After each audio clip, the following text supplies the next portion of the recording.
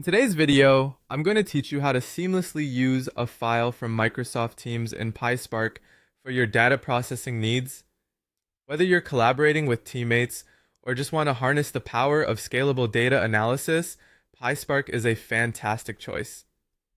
So let's dive right into the process, making sure you can effortlessly bridge the gap between Microsoft Teams and your PySpark environment. First, you'll want to open Microsoft Teams, the hub for teamwork and collaboration. Once you're in, navigate to the specific channel or chat where the file you need is stored. You'll see various tabs along the top of your screen. One of them will be labeled Files. Go ahead and click on that tab. This section will display all the shared documents and files within your chosen channel or chat. Skim through the list to locate the particular file you need for your PySpark project. Once found, simply download it to your local machine. This ensures that you'll have access to the file and its data ready for processing. Now that the file is safely stored on your computer, the next step is to open up your preferred integrated development environment or notebook environment for PySpark. Some popular options include Jupyter, Databricks, or even an IDE, like PyCharm configured for PySpark. Each has its own strengths. For example, Jupyter is great for prototyping and visualizing data, while Databricks offers powerful cloud-based capabilities and collaborative features.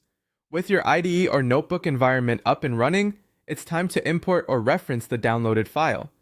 This will typically involve writing a bit of code to point your PySpark script to the file's location on your local machine or network drive. This step is crucial as it sets the stage for leveraging the data contained within the file to drive your analysis. Now, here comes the thrilling part: writing and running your PySpark code using the imported file data. In your PySpark environment, start crafting your code.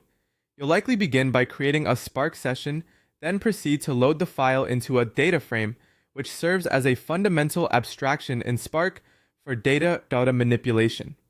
Throughout your analysis, keep in mind PySpark's vast array of functionalities, from data transformation using SQL-like operations to robust machine learning tools. By following these steps, you've efficiently moved a file from Microsoft Teams into PySpark, enabling you to begin your data analysis and processing tasks.